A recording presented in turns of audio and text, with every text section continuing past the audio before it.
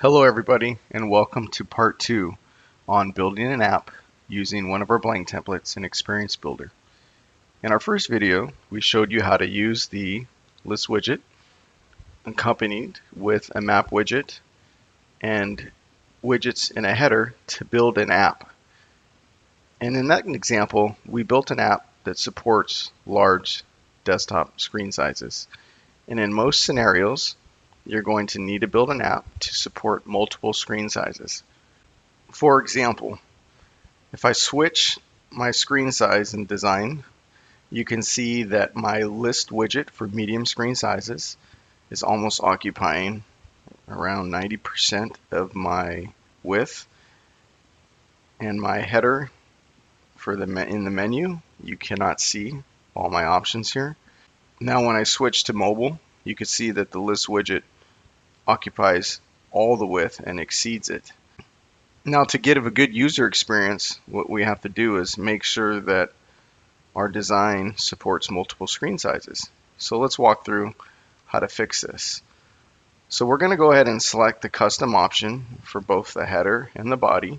And basically what the custom option does, it allows me to manually arrange my widgets to ensure that I have a good user experience for this specific design. So let's go ahead and hit OK. I'm going to go ahead and edit the header. I'm going to grab my menu and I'm just going to basically open it a little wider to accompany this. I'm going to go ahead and select my column, and then I'm going to reduce my width to 400 pixels, because now what I want to do is I want to be able to absorb more of the map in the width. Now once I select my map, I'm going to just simply change the left position to occupy the remaining spot, and as you can see, now I have a responsive design for a tablet view, such as when you look at an iPad Pro. Okay, let's move to mobile. Now as we go into mobile, I'm going to go ahead and do the same workflow. Select custom for my header, custom for my body. I'm going to edit the header and I'm going to slide this app title to shrink it. If you notice, my menu is hidden below this header. And in order to grab this, I'm going to go to my outline and click on it here. I can see it here. I'm going to increase this header size, and I'm just going to drag my menu bar. I'm just going to drag it up here, position it there. Now what I want to do is just reduce my header back to 68 pixels. Perfect. Next thing I'm going to do is I'm going to go ahead and change the column width. Right now it's at 500 pixels. We're going to go ahead and do 100 width. We want full percent on that, and then basically we want 50% height. And the next thing that we're going to do is we want to send this list to the bottom of the page, and we'll just select that to auto, and then we want 100% auto width. Okay, now let's go click in our outline because we can't see our map. We'll just deselect these for now. So we want a 50% height of the map, and basically we want to eliminate this left position, and we should be able to see the map coming to screen. And next we just want 50% of that width. We're going to lock top, and then basically we want to do 2 pixels for the bottom and select auto. Okay, perfect. Now if I go to live view, you can see my app is totally responsive now for mobile design. There's my hamburger menu. Okay, now what I want to do is, in our first video we added this detail button, but we didn't do anything. So let's wire this up. Basically what I want to do is when a user clicks the details button, they get more information about that feature. So let's go ahead and add a new page using the full screen app template, and let's call this details. Okay. Now we're going to go ahead and select mobile custom view. Now what we're going to do is add a column widget for the layout, and then basically what we're going to do is we're going to absorb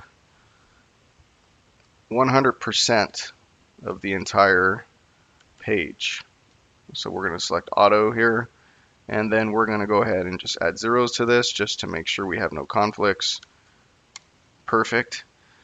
The next thing we're going to do is we're going to go ahead and add a fixed panel. And basically what the fixed panel is going to do is it's just basically going to serve as a container for my image widget here. So we're going to add a height to that, and then we're going to just simply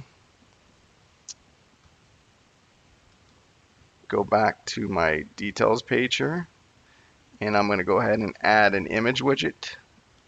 Just drag it in there.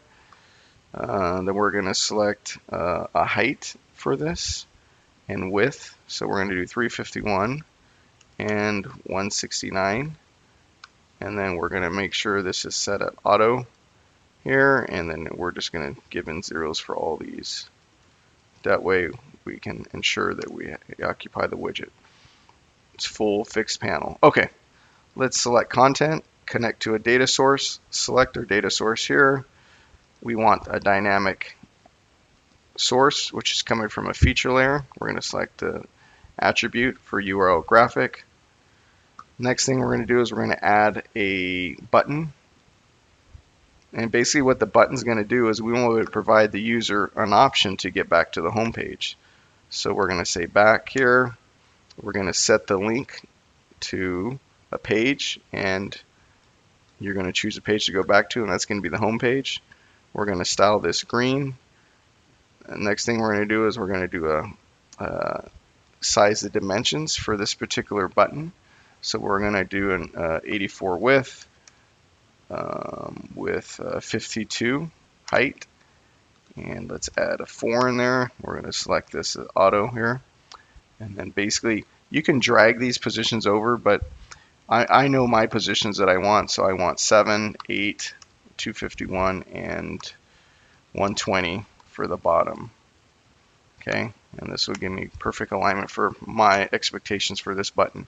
Okay, next thing I want to do is I want to add a text widget to this view here, and I want to style this text widget, and this text widget is going to be a height of 180. It's going to connect to a feature layer, so let's go ahead and grab that source data here.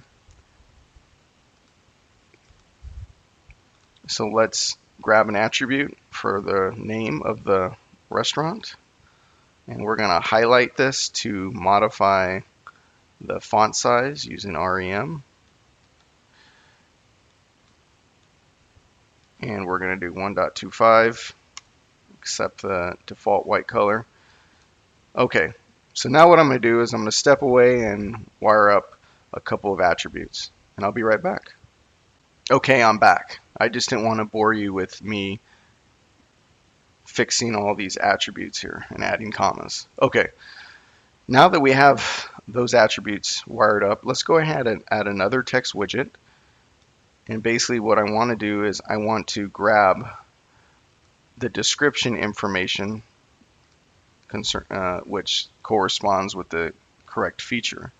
So we're going to go ahead and add 300 height to accommodate the text of the description, and then we're basically going to just bind that to the feature layer here.